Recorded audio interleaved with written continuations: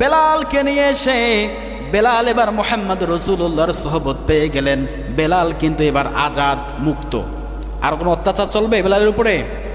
কিন্তু বেলালকে এত অন্যায়, এত জুলুম অত্যাচার করার পরেও বেলাল ইসলাম থেকে এক চুল পিছুপা ঘটেনি। কথা বলেন ঠিক কি না?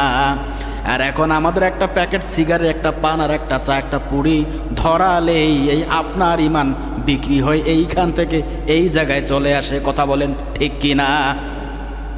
আসছে। আপনার আমার ইমান এত সহজ, রাতের বেলা 400, 500, 1000 টাকা বিলি করে, আর সকাল উঠে বলেন যার খেয়েছি তাকেই দেব, তার সাথে হারামি করব না। আপনার ইমান তো 1000 টাকা বিক্রি হয়ে গেছে আগেই, এক রাতের মধ্যেই। কথা বলেন ঠিক কিনা? বেলাল রাদিয়াল্লাহু তাআলা আনহুকে এতটাই নির্যাতন, এতটাই নিপীড়ন চালালেন, তারপরেও বেলাল ইসলাম থেকে এক চুল পিছুপা সরেনি। এখান থেকে আমাদের শিক্ষা আছে না নাই? আল্লাহ রাসূল সাল্লাল্লাহু আলাইহি ওয়াসাল্লাম বেলালকে এতটাই ভালোবাসতেন, ইসলামের প্রথম একটা মসজিদ আছে, এর নাম হচ্ছে মসজিদুল কুবা। ইসলামের প্রথম মসজিদ, যেটা মহানবী সাল্লাল্লাহু আলাইহি সাল্লাম মদিনায় রওনার পথে স্থাপিত করেছেন। আমরা আলিমের ক্লাসে পড়েছিলাম, আল্লাহর নবী নিজ হাতে ওই মসজিদুল কুবা নির্মাণ করেছেন। আল্লাহর নবী মসজিদুল কুবা নির্মাণ করলেন, আবার মদিনায় গেলেন, মসজিদে নববী নির্মাণ করলেন।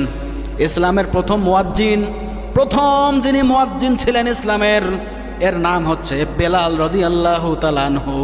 আল্লাহু আকবার। ইসলামের প্রথম মুয়াজ্জিন কে? হযরত বেলাল রাদিয়াল্লাহু তাআলা আনহু।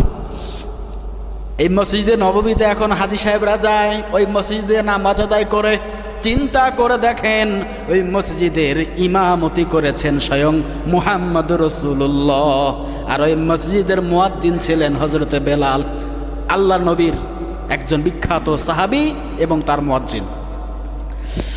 বেলাল রাদিয়াল্লাহু তাআলা আনহু সব থেকে বেশি ভালোবাসতেন মুহাম্মদুর রাসূলুল্লাহকে।